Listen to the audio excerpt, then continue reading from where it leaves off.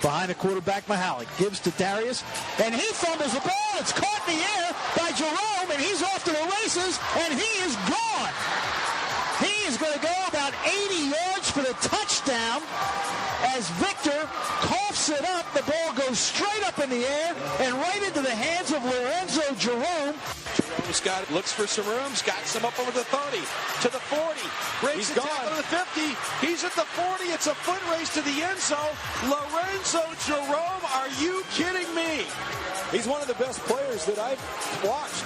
I'm just blown away by the talent that this young man has. Welcome back to another episode of the NUC NFL Draft Bible Player Spotlight Show presented by the College Gridiron Showcase, taking place January 7th through the 11th in Bedford, Texas. I am your host, Christian Shanafel, and joining the show now is somebody who has gotten off to a scorching hot start to his senior season. I mean, you won't find many guys that'll impact the football game on two different phases like him.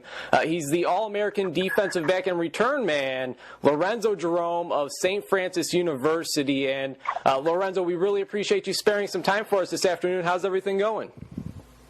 Everything's going good today, Chris. I'm glad that you have me on your show. I really appreciate it. Thank you. Hey, the pleasure is all mine. We appreciate you. Now, Lorenzo, you've gotten off to a great start to your final year at St. Francis. I mean, looking at what you've been able to do on the defensive side of the ball, you've racked up 25 tackles, 2 interceptions, 3 pass deflections, and a fumble recovery in which you took 89 yards for a score. And, of course, on special teams, you have a kick return for a touchdown, which came against Montana.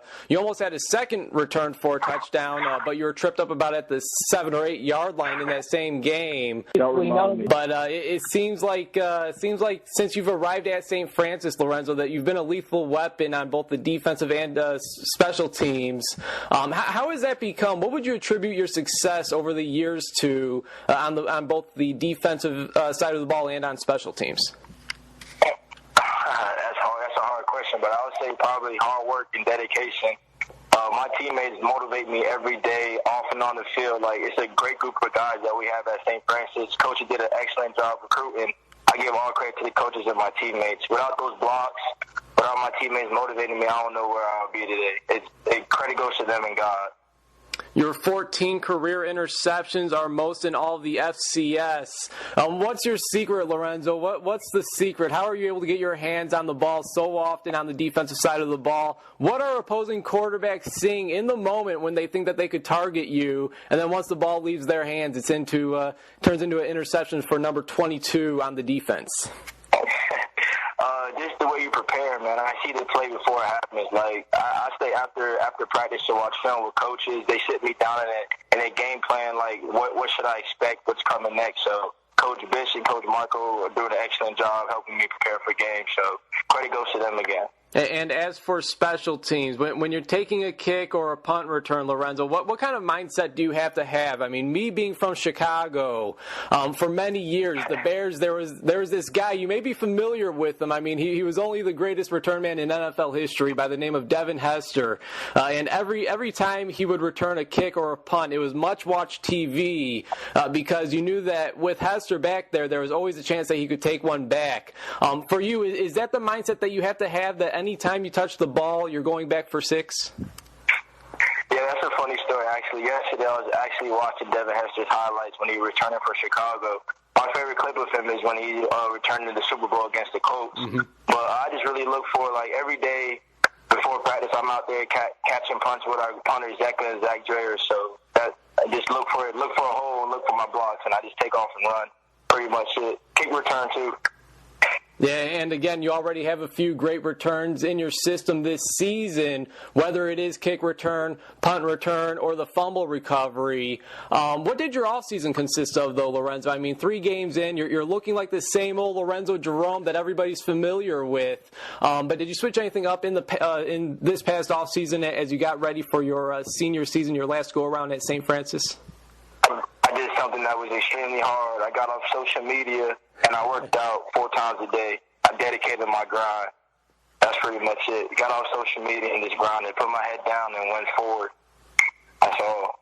Again, we're chatting with the All-NEC, All-American defensive back and return specialist out of St. Francis University, Lorenzo Jerome, here on the NUC NFL Draft Bible Player Spotlight Show presented by the College Gridiron Showcase. I am your host, Chris Shanafel, and Lorenzo, you guys kicked things off on the road against one of the top teams in the FCS in Montana, who was ranked number 13 at the time. Now they're ranked number 6 in the nation. You guys opened up with a loss 41-31, but man, that was a much better game than many people expected. It certainly went down to the wire.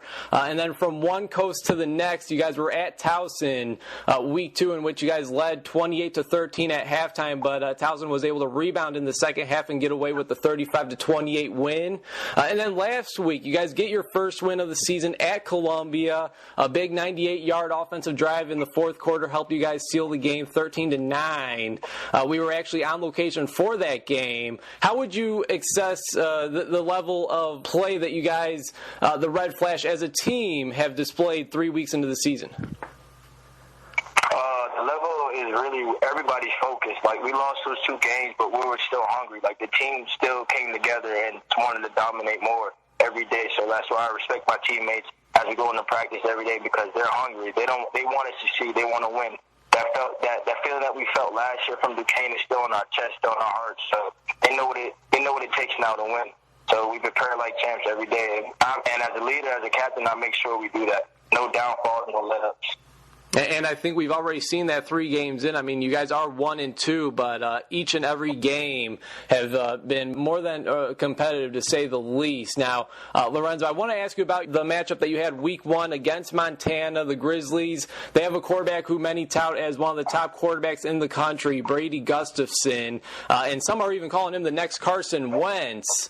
You were able to pick him off not once but twice, and with it being the first game of the season against one of the top teams in the country, an opponent that you don't normally see. Was that challenge something that you were looking forward to all season long? Oh yeah, I was ready for that challenge. I just wanted to earn my respect out there. That's all I wanted to do. He's an excellent quarterback. He misread some throws, but it came in my hands. I'm fortunate for that, but he's a great quarterback, like I said. But hey, I made a play. That's all I can say. You made more than just one play that game. That's for sure. Of course, on special teams, you were named the nation's Special Teams Player of the Week. Well-deserved, by the way. Now, this week, you guys are on the road again. 4th straight game on the road against the University of Albany, who entering this game is 3-0, undefeated. What has this week of practice been like coming off of your guys' first win of the season, Lorenzo? And what are you guys going to have to do this Saturday to give Albany their first loss of the season?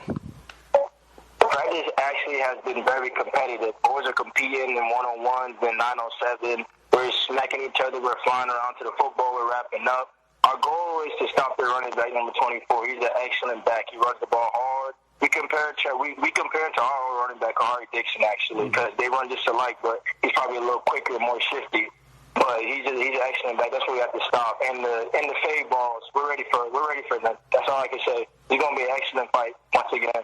Oh, without a doubt, in each and every game this season so far for you guys, it's been an excellent fight, been very competitive.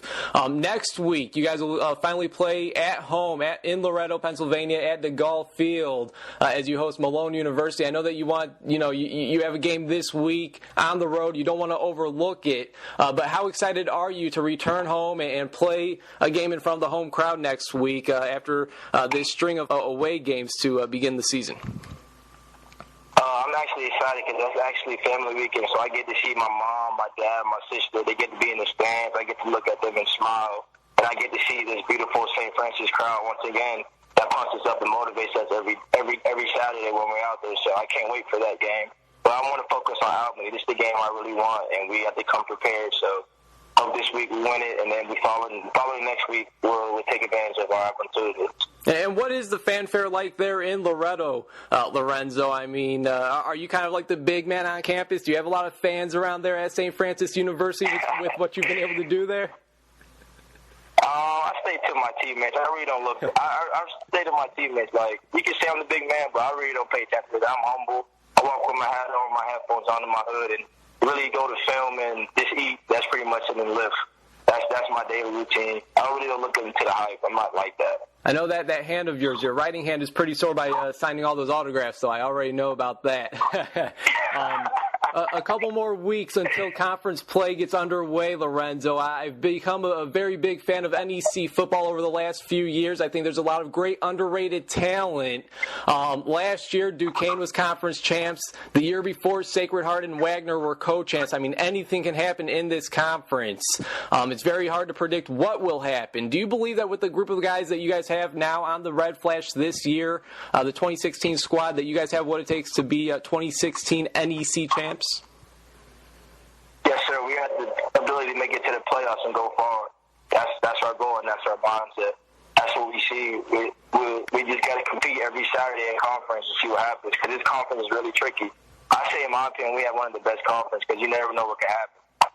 Yeah, you're absolutely right about that. Final question before I let you go, Lorenzo. Really appreciate you taking some time this afternoon. Just sell the Red Flash football team. Why should people tune in to the St. Francis Red Flash football team? What are you looking to deliver for the fanfare out there as they continue to watch the Red Flash throughout the season? A physical and dominated team, and we hold the rope, hold each other accountable every game.